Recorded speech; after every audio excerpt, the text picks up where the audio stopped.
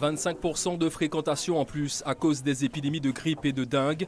Le service des urgences est engorgé depuis plusieurs semaines au centre hospitalier de Martinique.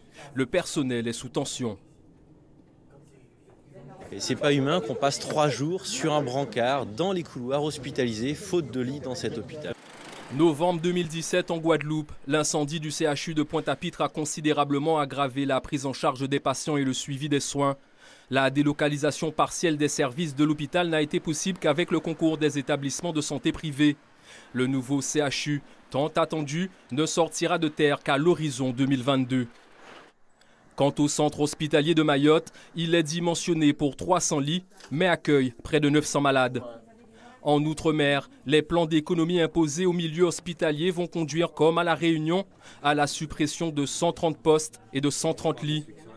Une situation qui a poussé les élus ultramarins à dénoncer la politique de santé du gouvernement. Cette décision est grave, elle intervient alors que la Réunion compte déjà 2 fois moins de lits que la France continentale ou les Antilles, que les dépenses hospitalières par habitant sont plus faibles. Diabète, hypertension artérielle, maladies cardiovasculaires, VIH, dengue, chikungunya et cancers liés à des risques environnementaux comme la pollution au chlordécone.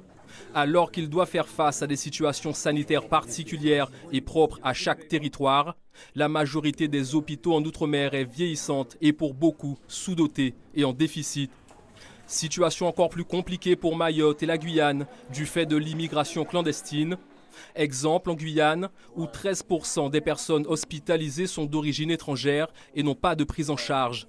Des difficultés reconnues par la ministre de la Santé. Plusieurs problèmes. D'abord un déficit qui se creuse d'année en année, des problèmes de trésorerie, des problèmes de dialogue social, des problèmes d'attractivité des personnels, de pérennisation des personnels. Avec 98 médecins pour 100 000 habitants contre 339 dans l'Hexagone, l'hôpital à Mayotte est en pleine hémorragie. Le centre hospitalier peine à recruter du personnel médical.